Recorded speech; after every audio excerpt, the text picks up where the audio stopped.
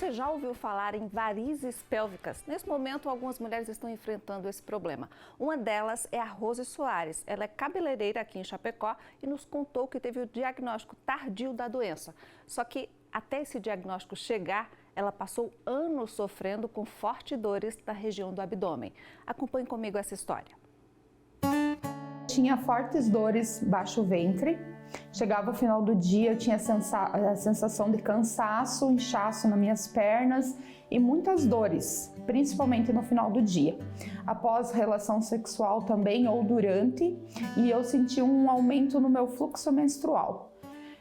E aí nós começamos uma investigação ginecológica para descartar outros sintomas, né? Foi feito vários exames preventivo, outros tipos de exames também ginecológicos e não aparecia nada. Eu estava bem e eu continuava sentindo dores, fortes dores, e com o passar do tempo foi piorando essas dores. E isso ocorreu depois da minha segunda gestação. Uns 3 anos depois da minha segunda gestação é que eu comecei a perceber esse aumento na dor e no fluxo menstrual principalmente, que foram os principais sintomas, né? E aí eu procurei o ginecologista e numa consulta com o Dr. Juliano, numa ultrassom intravaginal, que foi detectado então as varizes no útero. Só que elas já estavam num grau um pouco mais avançados, por eu não ter tido nenhum tipo de tratamento anteriormente, né? Aí ele já me encaminhou para um vascular, porque aí esse tratamento é feito com um vascular. Aí eu vi a SUS, demorou um pouquinho, né, para mim conseguir a consulta com o vascular. Hoje em Chapecó são poucos os médicos que atendem na área do SUS, então demorou assim mais 1 ano e meio mais ou menos para mim conseguir a consulta. E aí o meu caso já é cirúrgico, apesar de eu estar tratando, né, com medicação, anti-inflamatórios. Hoje eu trato com diosmina, esperedina, eu tenho que fazer o uso da meia, calça também, né, que ajuda a aliviar os sintomas, mas o meu caso vai ser cirúrgico. Também estou aguardando ainda o procedimento, mas eu vou precisar fazer uma cirurgia. Eu tive que mudar algumas coisas da minha rotina. Por exemplo, o fato de eu trabalhar muito tempo em pé, acaba no final do dia eu ainda continuo tendo um desconforto. Com a medicação já aliviou bastante esse desconforto, né? Eu tenho que chegar em casa muitas vezes, elevar minhas pernas, fazer um repouso, né? Então eu faço algumas coisas assim que ajudam a amenizar, a melhorar. Eu posso dizer para você que desde o início e hoje eu tenho melhorou a minha qualidade de vida, né? Depois que eu descobri o que era e comecei o tratamento. Mas ainda assim eu tenho algumas dores, tenho algumas dificuldades e estou aprendendo a lidar com isso ainda. Agora que está sendo falado mais a respeito de varizes pélvicas, mas assim, uma grande parte das mulheres não sabem que tem. Como foi o meu caso. Eu demorei muito tempo para, até mesmo para o profissional, levar para essa linha de investigação, de ver essa possibilidade, né? Então, eu acredito assim que muitas mulheres têm esses sintomas, procuram um médico, porque geralmente o que você pensa em mioma, cisto, outras coisas. E a possibilidade das varizes é a última que vai ser investigada. Então, assim, eu acredito que uma boa parte das mulheres que sentem dores fortes no baixo ventre, cansaço nas pernas, né, aquela sensação que está sempre com a perna inchada, cansada, elas podem também ter desenvolvido essa doença, né? E ainda estão sem tratamento, muitas vezes. Você viu aí esse caso da Rose, né, que ainda está no aguardo para fazer a cirurgia, mas consegue conviver com o problema das varizes pélvicas porque tem um acompanhamento médico. E assim como ela, muitas mulheres estão neste momento na mesma situação ou até mesmo não sabem que tem essa doença. E quem pode nos ajudar com esse assunto é a Marina Marcon, que é angiologista e já está aqui conosco. Tudo bem, Marina? Seja muito bem-vinda aqui ao Ver Mais. Obrigada pelo convite. Prazer te receber. Então, a gente viu aí que a Rose, ela tinha tinha dúvidas, né, do que era. Por que é tão difícil esse diagnóstico das varizes pélvicas? Primeiro porque muitas vezes as mulheres acabam tardando a procurar ajuda, porque tem toda a questão, é cólica menstrual, sempre pensa assim, em outros diagnósticos e não varizes pélvicas, porque realmente é uma doença que não é tão falada, né? Então a gente acaba tendo esse diagnóstico um pouco mais retardado por conta disso. Além disso, as varizes pélvicas não são visíveis, né? Então, muitas vezes o diagnóstico é feito durante essa investigação de uma dor pélvica ou durante uma ultrassom de rotina, é que se faz o diagnóstico das varizes pélvicas. E quais são as principais causas? Por que elas existem? O que acontece com a gente que elas surgem? Então, como no caso de todas as varizes, né, a principal causa é o fator hereditário mesmo, né? Além do fator hereditário, um outro fator que é muito importante é o número de gestações, né? Quanto maior o número de gestações, maior é a chance da gente desenvolver varizes pélvicas.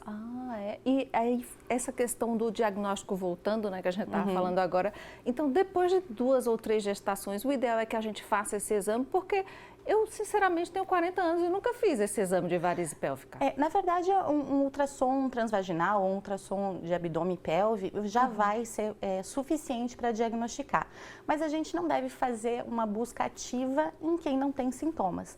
Muitas vezes a paciente vai ter algumas varizes pélvicas num ultrassom de rotina, mas não necessariamente vai ter sintomas. Então, não são todas as pacientes portadoras de varizes pélvicas que precisam do tratamento. E todas elas que precisam do tratamento precisam da cirurgia?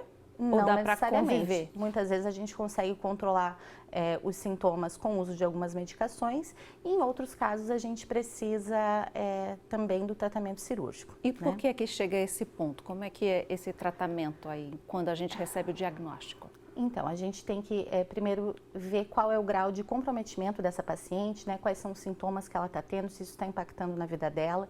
Muitas vezes, Renata, as varizes pélvicas podem ser causa de varizes de membros inferiores. Então, nós temos muitas vezes pacientes que têm varizes de membros inferiores e a gente vai investigando. Ontem mesmo eu tive um caso desse no consultório, coincidiu com a nossa conversa aqui hoje, de uma paciente que tinha varizes nos membros inferiores, não relacionou isso com as varizes pélvicas e ao longo da nossa conversa falou, eu tenho também varizes pélvicas que eu vi numa ultrassom que eu fiz um tempo atrás. E aí a gente viu que realmente as varizes de membros inferiores tinham relação com as varizes pélvicas também.